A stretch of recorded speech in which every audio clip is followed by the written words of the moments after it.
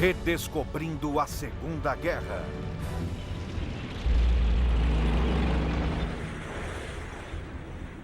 A agressão nazista.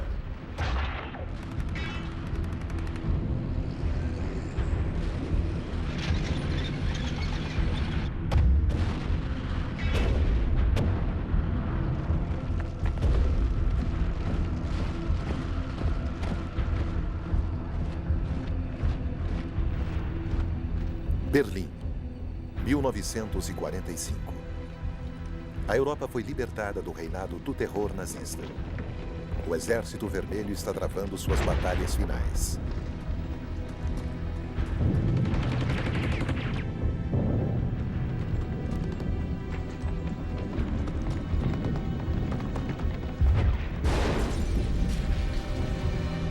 O capitão Yosef Protov, oficial russo, lembra que o ódio era profundo demais, que eles queriam terminar a guerra, aniquilar aquela força que queria matá-los, enfim, acabar com ela de uma vez por todas.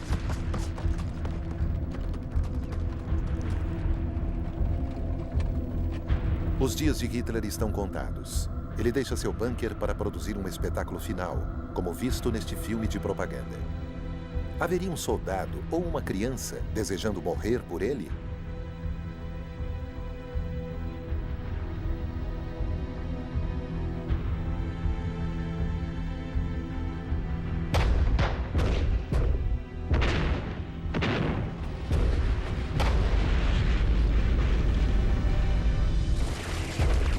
A guerra matou cerca de 50 milhões de pessoas, a maioria civis inocentes.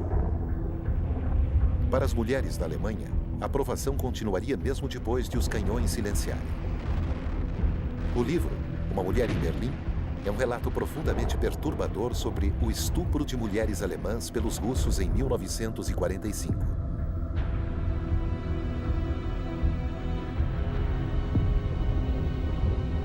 Uma mulher alemã diz no livro: eles me agarraram, me jogaram no chão. Fiquei com a cabeça nos degraus. Vi um dos soldados de guarda, enquanto o outro rasgava minhas roupas íntimas e me estuprava brutalmente.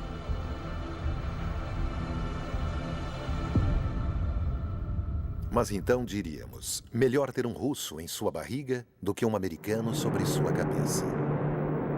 Ela se referia aos bombardeiros aliados que deixaram sua cidade em ruínas.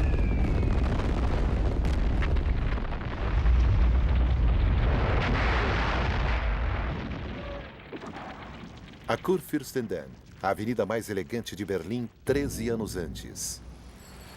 Era a vitrine da Alemanha, uma nação ainda assolada por crises. Um monumento em homenagem aos milhões de vítimas da Primeira Guerra Mundial.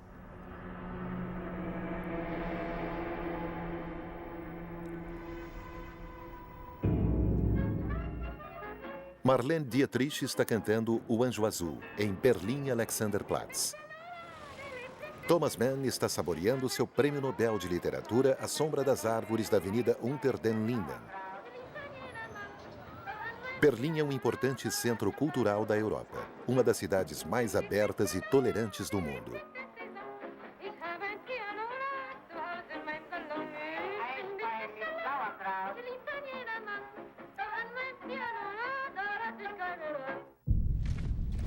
E então, em 1933, tudo aquilo muda. Através de intimidação, demagogia e explorando o amargor dos veteranos alemães, Hitler e suas milícias armadas, como a SA, com seu hino The Horst Wessel Lied, tomam o controle da Alemanha.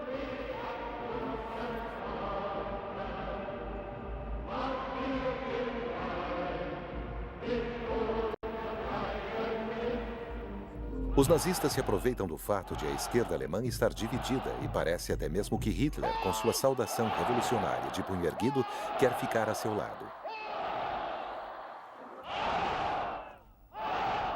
Comunistas alemães obedecem ordens de Moscou, que vê os democratas sociais como verdadeiro inimigo. Nenhuma aliança é possível entre eles. Assim, pela última vez, comunistas alemães cantam a Internacional.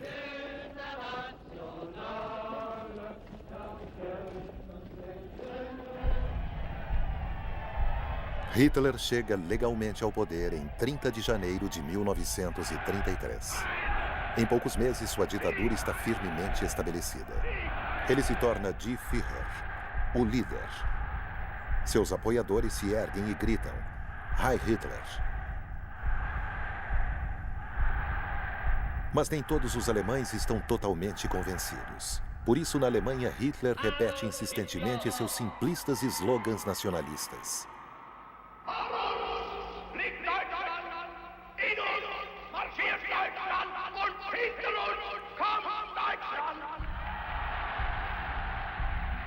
Com esses discursos, Hitler conquista cada vez mais pessoas, pois ele tem um notável poder de persuasão sobre as massas. Mas o que ele quer? Em seu livro, Mein Kampf, Minha Luta, ele declara claramente o que chama de suas missões. Sendo um dos amargurados veteranos da Primeira Guerra Mundial, sua primeira missão será destruir a França, apagar a humilhação do Tratado de Versalhes de 1919, que despojou a Alemanha de seu exército e de parte de seu território.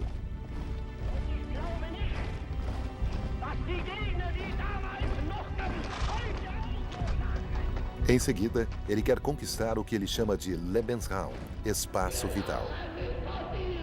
A Alemanha tem uma população de 80 milhões de pessoas, 2 vezes a da França. Ele quer transformar a Alemanha na potência mundial que ela merece ser. Antissemita patológico, Hitler também assumiu a missão de assegurar a superioridade da raça ariana germânica, ameaçada pelos judeus. Para ele, os judeus eram a causa da Grande Guerra, da derrota da Alemanha, da inflação e do desemprego. A próxima guerra será uma guerra contra os judeus. Eles serão enviados a Dachau, o primeiro campo de concentração onde Hitler encarcera os antinazistas, os comunistas, os social-democratas e todos aqueles que se opõem ao regime nazista. 12 de março de 1938. Finalmente, Hitler assume a missão de trazer todos os povos de língua alemã sob a égide do Reich, a começar por aqueles de sua própria terra natal, a Anschluss. A Áustria anexada e imediatamente submetida ao mesmo reinado de terror que a Alemanha, com a abertura de um dos mais abomináveis campos de concentração em Mauthausen, próximo de Linz. Que país será a próxima vítima? A vizinha Tchecoslováquia, onde há uma população alemã, os alemães sudetas. Mas o país é reconhecido como um estado independente pela Inglaterra e a França. Formam-se nuvens de guerra. 30 de setembro de 1938. Em Munique, templo do nazismo, é organizada uma conferência de paz de última hora. De um lado, Adolf Hitler, que está ficando cada vez mais assustador, e seu aliado, o ditador italiano Benito Mussolini. Mussolini, o fundador do fascismo, a doutrinação de uma nação inteira, desde a infância.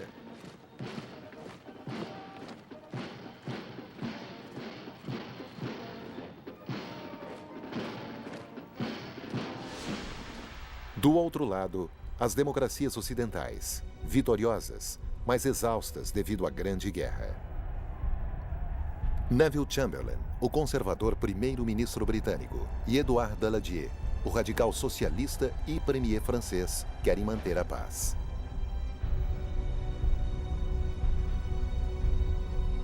Eles acabam aceitando o inaceitável. Abrindo mão da província tcheca de Sudetenland para Hitler, em troca de sua promessa solene de não fazer mais reivindicações sobre qualquer outro território europeu. Mas que valor tem a promessa de Hitler? 15 de março de 1939. Apenas 6 meses depois, ele invade o restante da Tchecoslováquia e entra em Praga, acompanhado do Marechal Hermann Göring. Göring, um ex-piloto de caça da Primeira Guerra Mundial, um dos fundadores do Partido Nazista, é agora o ministro da Aviação e um ogro tentando encantar as crianças tchecas. Hitler não precisa mais da desculpa de reunir o povo de fala alemã. A poderosa indústria tcheca estará trabalhando para ele. Por que ele não deveria tirar vantagem disso? Os aliados o deixam se safar com isso. Moscou, 1939. A União Soviética é a última grande potência vizinha que resta para se opor a Hitler. ela assinou um tratado de assistência mútua com a França. A União das Repúblicas Socialistas Soviéticas é o nome oficial da Rússia comunista e suas repúblicas satélites. Manipulação das massas na Praça Vermelha mascara a ditadura com mão de ferro de Stalin, que também jogou milhões de pobres infelizes em seus campos de trabalho, os Gulag.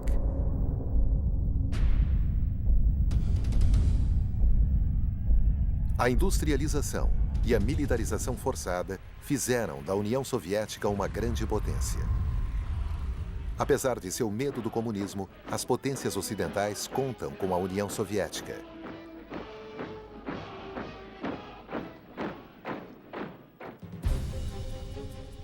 Hitler irá surpreendê-las. No verão de 1939, em seu chalé em Berchtesgaden, com seu ministro do Interior, Joachim von Ribbentrop, ele prepara uma manobra de obstrução. Hitler, que jurou destruir o comunismo, envia a Moscou Ribbentrop, o nazista, para assinar um tratado com seu pior inimigo, que faria história. Quando Molotov, ministro do exterior de Stalin, assina o Pacto Germânico-Soviético, comunistas são tomados completamente de surpresa, como esses membros do Partido Francês. É agosto de 1939 e as pessoas na França estão aproveitando suas primeiras férias pagas, uma das maiores vitórias da Frente Popular Socialista. Quais as razões por trás desse pacto de não agressão? Os soviéticos dizem que Stalin está querendo ganhar tempo, deixando que Hitler e as potências ocidentais matem uns aos outros. Talvez Stalin, que pretende tomar os países do Báltico e parte da Polônia, tenha até a ilusão de que poderia dividir a Europa com Hitler de forma permanente. Em 1936, o Congresso americano havia aprovado a Lei da Neutralidade para evitar que fossem arrastados para uma guerra europeia mais uma vez. Assim, sem nada temer dos Estados Unidos ou da União Soviética, Hitler decide acabar com o que ele chama de maior monstruosidade do Tratado de Versalhes, o corredor Danzig. Em 1919, o território alemão foi dividido em dois a fim de dar à Polônia acesso ao mar. Hitler decide invadir a Polônia e recuperar Danzig no dia 1º de setembro de 1939, às 5h35 da manhã.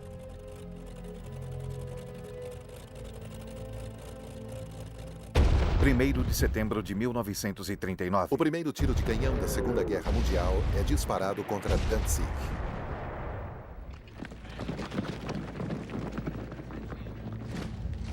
Danzig.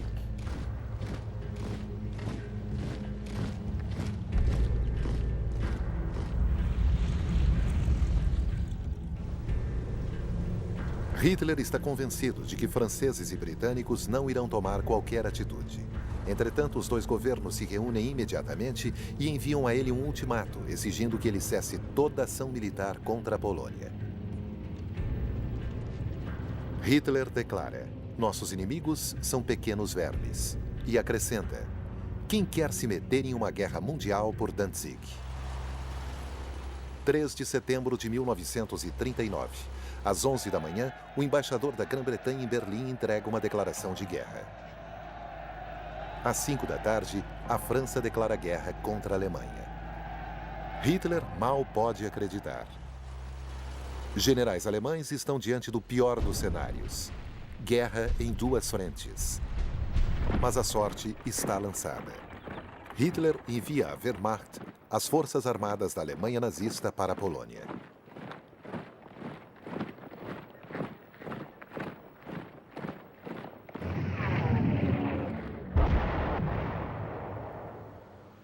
Entrando na batalha, como em uma era passada, a cavalaria polonesa investe contra os tanques alemães e é dizimada.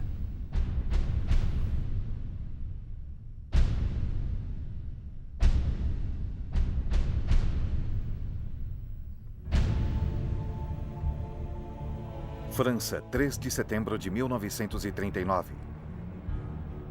Paris. Estação de trem Gare de l'Est. Muitos desses homens saltaram dessas mesmas plataformas 25 anos atrás em uma atmosfera completamente diferente. Em agosto de 1914, eles marcharam confiantes para a guerra com flores em seus rifles. Mas desta vez não há flores. E não há rifles.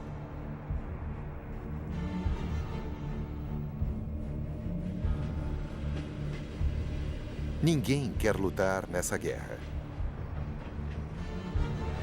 4 milhões de homens são mobilizados. Muitos são fazendeiros. A França ainda é um país em grande parte rural.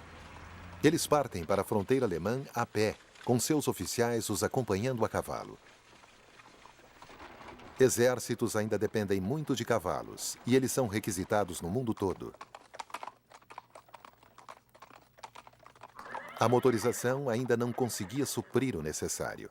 Gaston Siré, motorista de um desses caminhões ultrapassados com resistentes pneus de borracha, recorda que havia muita falta de equipamento. Recorda que em cada caminhão tinha um rifle para cada 2 homens e que tinham uma caixa com 10 projéteis, mas que não tinham permissão para abrir. Era ridículo. Se tivéssemos tido o que precisávamos, diz Gaston, teríamos lutado, porque não éramos grandes amigos dos Boches. Boche era um termo pejorativo usado para designar os soldados alemães durante a guerra anterior. Eles também eram chamados de vert de gris, que em francês significa verde campo, a cor do uniforme dos soldados, que lhes permitia que não fossem notados enquanto se movimentavam. Mas quem são esses soldados? Vejamos, por exemplo, um desses jovens alemães marchando enquanto canta. Nossa bandeira tremula diante de nós. Nossa bandeira é uma nova era. Nossa bandeira é mais forte do que a morte.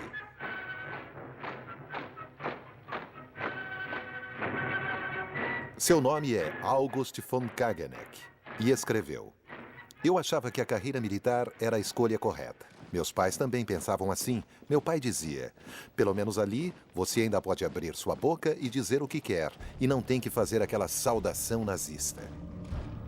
Em setembro de 1939, August von Kaganeck ainda está treinando para se tornar comandante de tanque. Ele escreveu: Meu pai, que era um general, me dizia: os franceses têm 40 divisões na fronteira, nós temos 15. Todo o restante está na Polônia. 500 mil homens contra 200 mil. Eles nos superam em 2-1.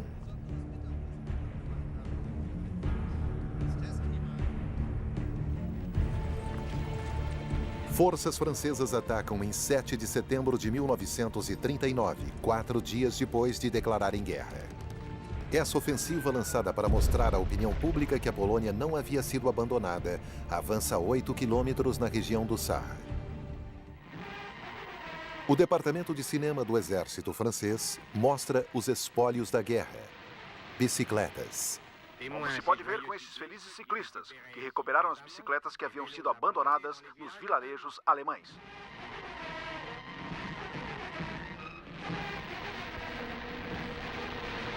A ofensiva do Saar para ali e se degenera em uma série de escaramuças.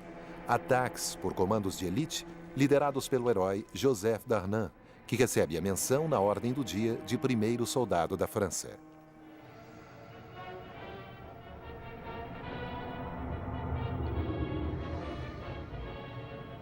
Mais tarde, ele se tornará um dos colaboradores mais fanáticos dos alemães e, no final, ele será executado depois da guerra. O exército francês, apesar de seus heróis e de sua superioridade em números, não toma outras medidas.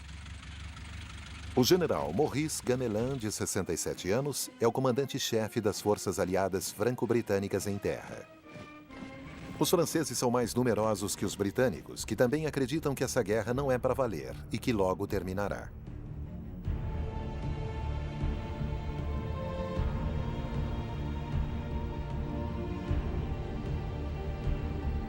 O próprio Gamelin não deseja lutar novamente a guerra de 1914. Ele quer evitar a qualquer custo um outro banho de sangue. Ele acredita que precisa de 2 anos em segurança por trás da linha de Maginot para voltar a armar o país. A linha Maginot é fruto do trabalho de um ex-ministro da guerra, André Maginot. Esse complexo de fortalezas tinha por objetivo deter os alemães inimigos de uma vez por todas. A construção levou quase 10 anos e consumiu 1,5 milhão de metros cúbicos de concreto e 150 mil toneladas de aço. Todas essas torres com artilharia pesada são ligadas por um labirinto de túneis, 100 quilômetros deles. A linha propriamente dita se estendia por 720 quilômetros, desde a fronteira suíça até a belga. A linha Maginot termina se juntando à floresta Ardennes. O comando militar francês achava que tanques alemães nunca conseguiriam atravessar esse terreno extremamente difícil. A França não estendeu a linha até o mar porque a Bélgica, antes de declarar sua neutralidade, era aliada da França e tinha se oposto a isso. Essa parte norte do fronte é controlada por um exército francês e pelas forças expedicionárias britânicas, mais tarde reforçadas por canadenses e tropas do longínquo Império Britânico.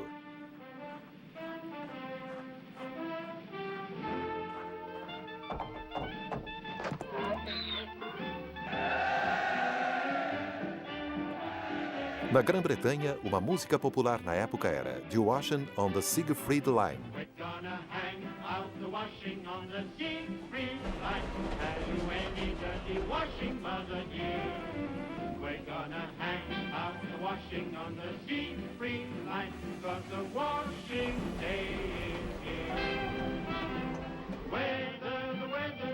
A linha Siegfried é a cadeia de fortalezas construída por Hitler diante da linha Maginot.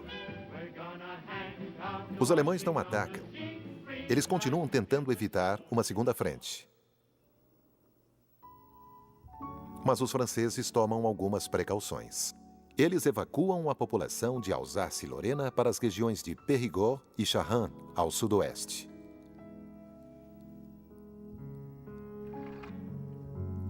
Estrasburgo, uma cidade fantasma. Abandonada por sua população. Vazia, especialmente sem viva alma nas sinagogas.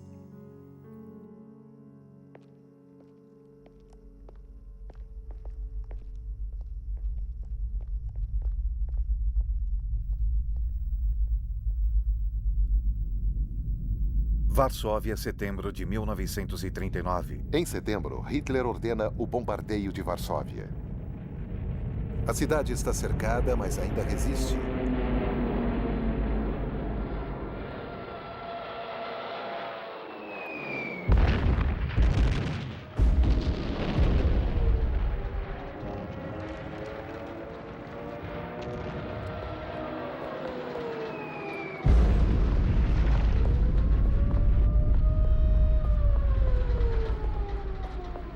O Führer quer incutir terror nos corações e nas mentes, não apenas dos poloneses, mas também dos franceses e britânicos. Isso é o que os aguarda.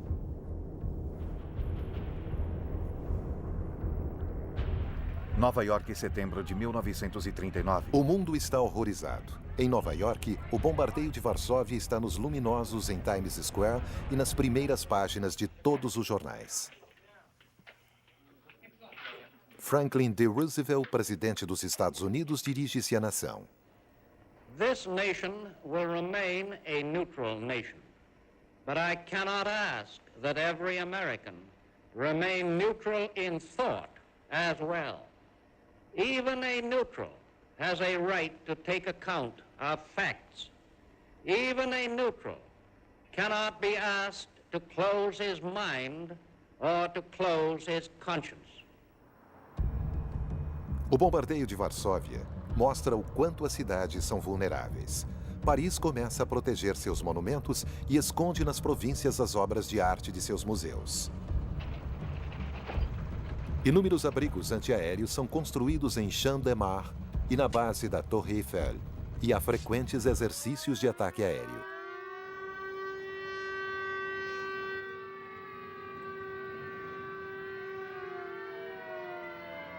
Máscaras de gás são obrigatórias.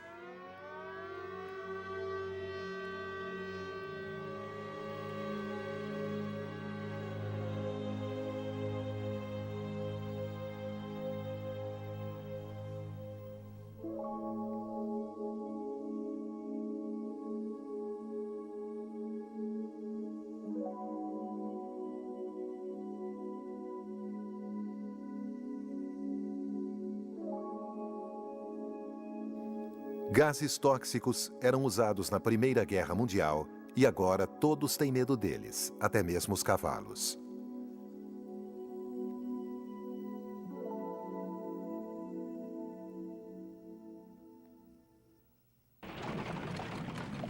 Enquanto isso, a Polônia está sendo impiedosamente dividida.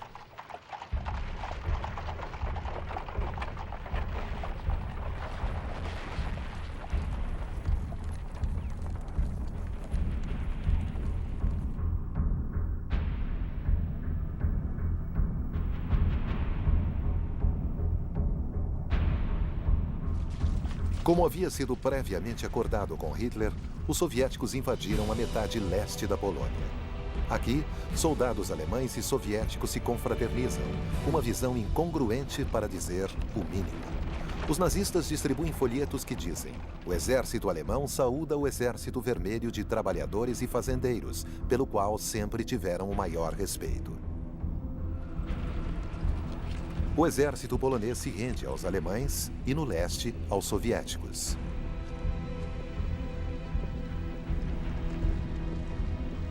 E então Stalin ordena a execução de 20 mil prisioneiros poloneses.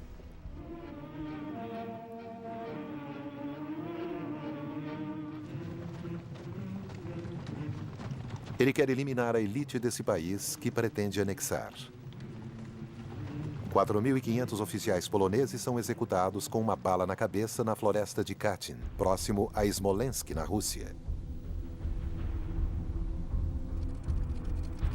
2 anos depois, no Kremlin, Stalin se encontra com o chefe do governo polonês no exílio, General Sikorski, que lhe entrega uma lista de oficiais poloneses desaparecidos.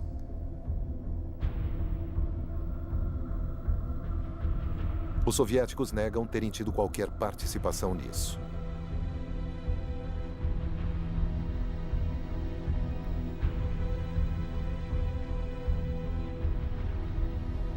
Em 1992, o presidente da Rússia pós-soviética, Boris Yeltsin, irá apresentar ao presidente da Polônia, Lech Wałęsa, a ordem original de execução assinada pelo próprio Stalin.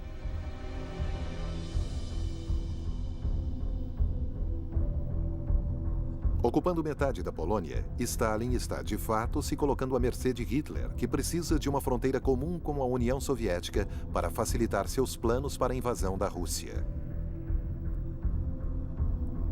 Hitler e Himmler, chefe da SS, irão agora cuidar da Polônia, nomeando os nazistas Hans Frank governador-geral das províncias polonesas ocupadas, que declara ter o poder de vida e a morte sobre o povo polonês.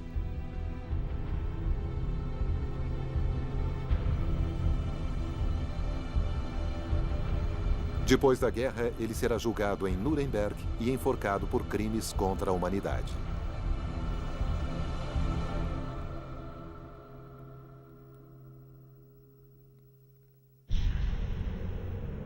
Esses ciganos, mantidos em um cercado, são filmados por um alemão. Para os nazistas, eles não são pessoas. As mulheres serão obrigadas a se submeter à esterilização, pois não merecem se reproduzir. Os nazistas declaram estação de caça a ciganos. Centenas de milhares serão colocados em campos de concentração.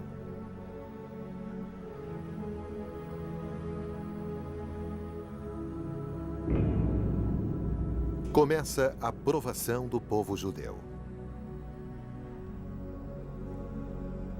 Agora, os nazistas têm 3 milhões de judeus poloneses à sua mercê.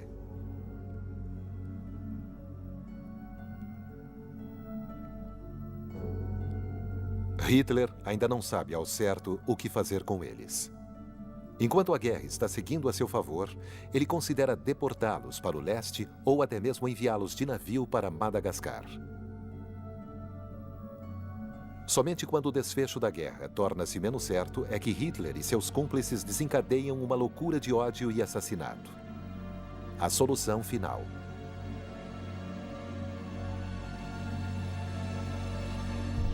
Por enquanto, os judeus têm de ser identificados, marcados com uma estrela amarela e agrupados em guetos, alguns dos quais completamente murados.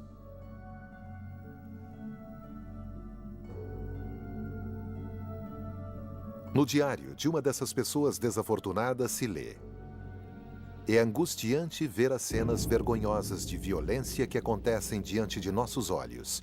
Mulheres e idosos sendo agredidos nas ruas por criminosos insensíveis. Meus olhos se enchem de lágrimas. Toda a nossa impotência, todo o nosso isolamento está ali. Pessoa alguma vem em nossa defesa. Estamos muito fracos.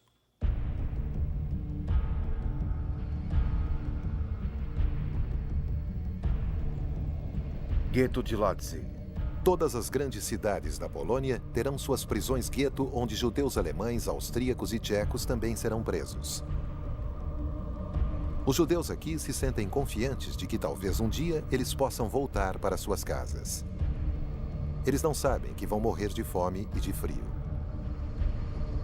Eles não sabem que o Shoah está prestes a começar. Habitado por judeus. Entrada proibida.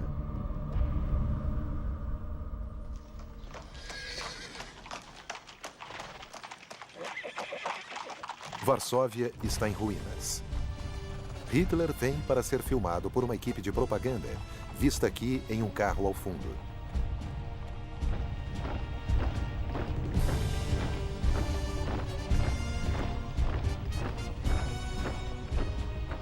Esses vitoriosos soldados alemães marcham a passo de ganso ao som da marcha dos granadeiros, mas eles não foram muito eficientes durante a campanha polonesa. Preparação fraca, uma falta de espírito de luta e até mesmo casos de indisciplina são pontos que o comandante-chefe, general von Brauchtier, ousa relatar ao Führer.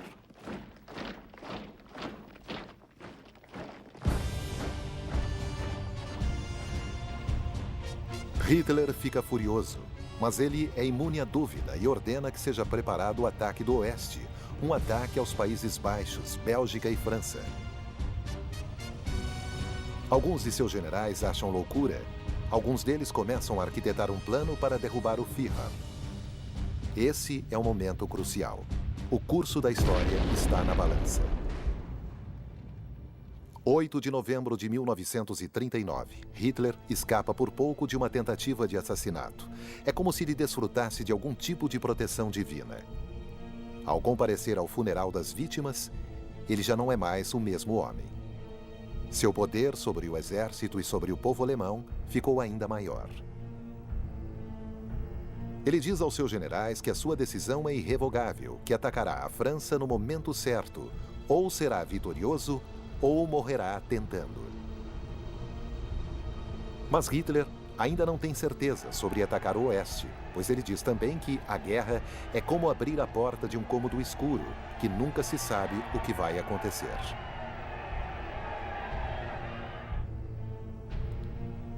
No final, ele adia a ordem para atacar e volta ao seu chalé nos Alpes para se encontrar com sua amante Eva Braun.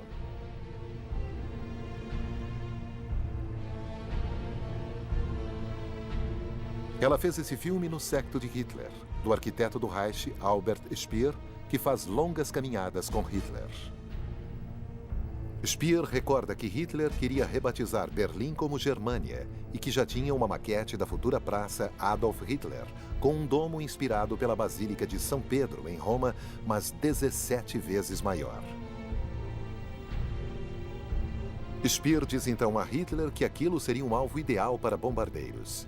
Hitler respondeu: absolutamente. Goering havia lhe assegurado que nenhum avião inimigo iria voar sobre o Reich. De seu alojamento, o futuro oficial alemão August von Kageneck escreve para a mãe: estamos todos ansiosos para lutar. Estamos prontos para a batalha. E sua mãe responde: essa guerra é um crime e teremos que pagar por isso.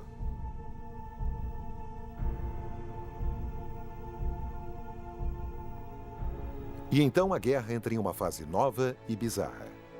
Os alemães a chamam de Sitzkrieg, a guerra sentada. Os britânicos a chamam de guerra falsa. E para os franceses, ela é drôle de guerre, guerra de brincadeira.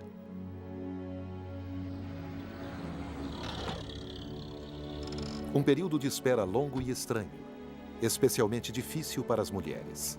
Para elas não existe apenas a angústia da guerra, mas também a preocupação com a sobrevivência de suas famílias.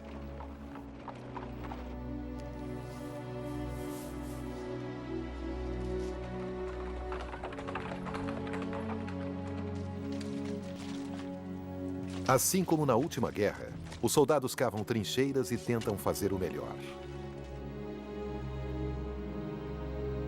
O soldado francês Gaston Siré escreve à sua esposa dizendo que está 30 graus abaixo de zero, o pão está congelado e que ele ainda tem um pouco de sorte, que deram a eles um pouco de palha e assim eles podem dormir melhor.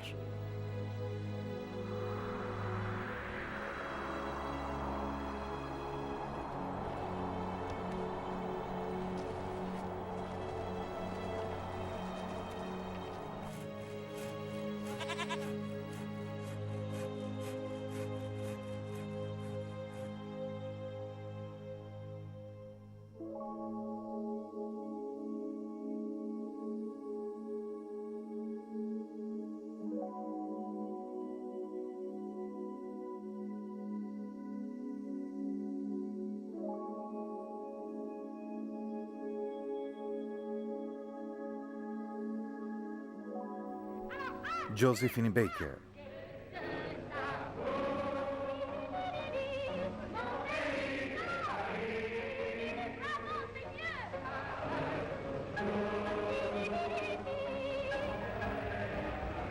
O inverno de 1939 e 1940 é de fato um dos mais frios do século. Para tornar as coisas ainda piores, todos os invernos dessa guerra serão brutalmente frios.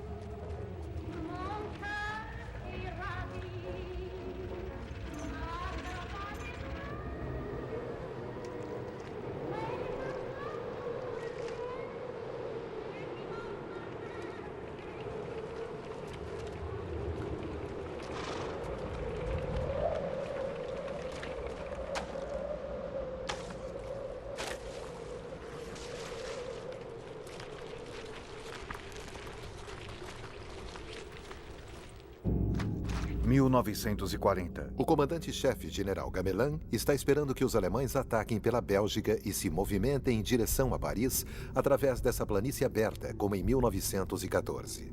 Gamelin planeja enfrentar os alemães em solo belga. Na França, o coronel de Gaulle, um oficial de tanques que está começando a se projetar, critica essa estratégia. Ele a chama de mentalidade da linha Maginot, que consiste em esperar que o outro lado faça o primeiro movimento. Em seu livro Towards a Professional Arm, ele argumenta a favor de se tomar a ofensiva, fazendo pesado uso de tanques.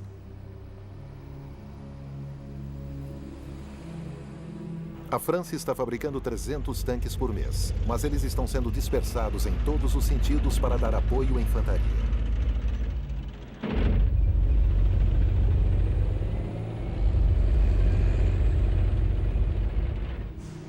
A aviação francesa também ficou para trás.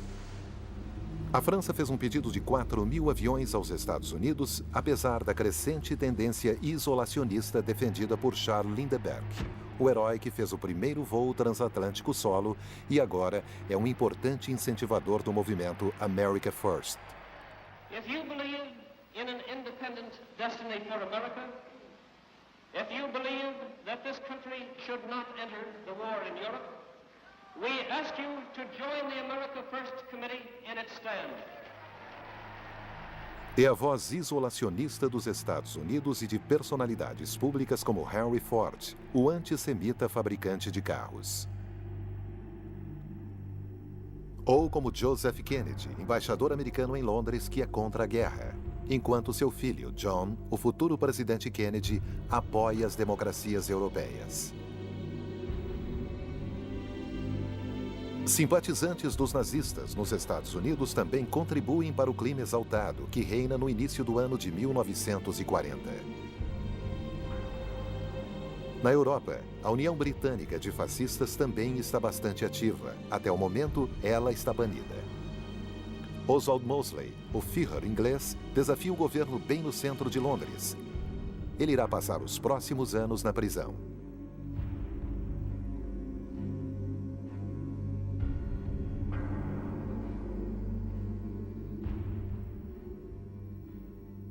Os discursos de Oswald Mosley incitam as pessoas a irem para as ruas e impedirem a guerra. Mas Winston Churchill assumiu as rédeas do governo britânico. Aqui ele é visto com o general francês Gamelin e o almirante Darlan, que estavam em visita oficial a Londres. Um corpo expedicionário franco-britânico é formado para ajudar a Finlândia, que foi invadida pela União Soviética. Março de 1940. A França está se preparando para enviar seus soldados de elite, a Legião Estrangeira Francesa. A Legião Estrangeira, durante um século, vem recebendo os rejeitados do mundo, não importando seu passado, desde que ele não seja muito sombrio.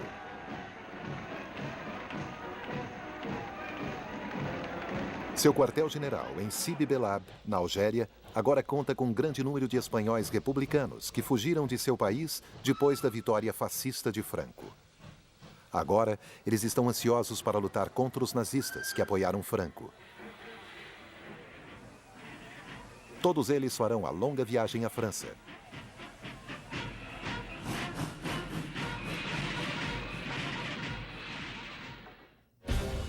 Os legionários embarcam em Brest, juntamente com os bem equipados caçadores alpinos, uma infantaria de montanha treinada para combater na neve. Mas a Finlândia e a União Soviética, em 9 de abril de 1940, assinam um tratado de paz. Poucos dias depois, Hitler lança uma ofensiva contra a Dinamarca e a Noruega.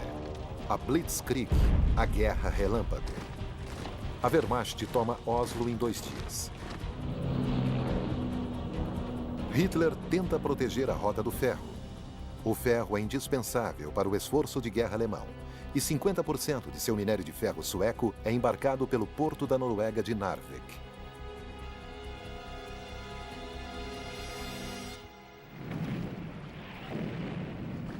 Em 16 de abril de 1940, o corpo expedicionário franco-britânico chega ao fiord de Narvik. Depois de um mês de luta, os aliados tomam Narvik. A Rota do Ferro é temporariamente fechada.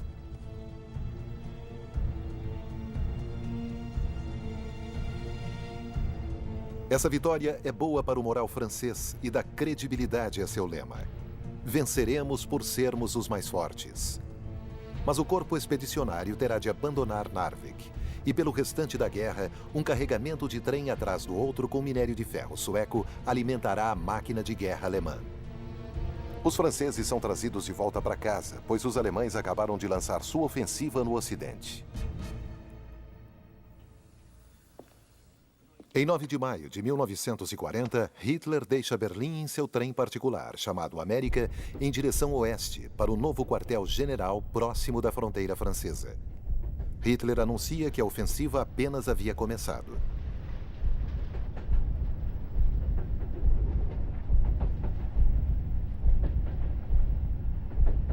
Seus generais haviam submetido a ele seu plano de batalha durante o inverno. Ele parecia semelhante ao de 1914, atacar através da Bélgica. Mas Hitler preferiu a ideia do general von Manstein, de cortar diretamente através da floresta de Ardennes e então seguir serpenteando, indo em direção ao mar e cercando os aliados com um movimento como um corte de foice. Mas esse movimento é, na verdade, um enorme jogo, pois os aliados poderiam voltar e contra-atacar. Entretanto, Hitler está confiante e observa que o principal é haver um bom tempo. 10 de maio de 1940. O tenente August von Kageneck declara: "Somos as Wehrmacht, as forças armadas da Grande Alemanha, e a vitória é certa."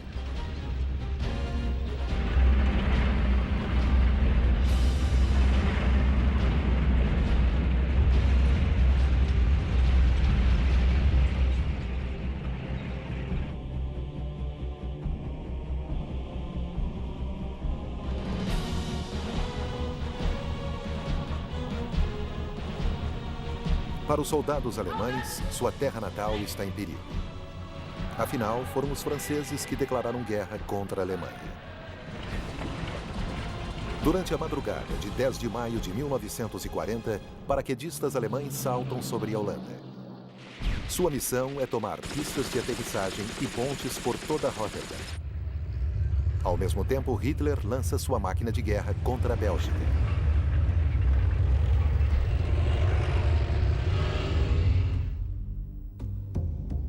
Hitler espera. Será que os aliados cairão na armadilha? Próximo episódio, a Guerra Relâmpago. Versão Marshmallow São Paulo.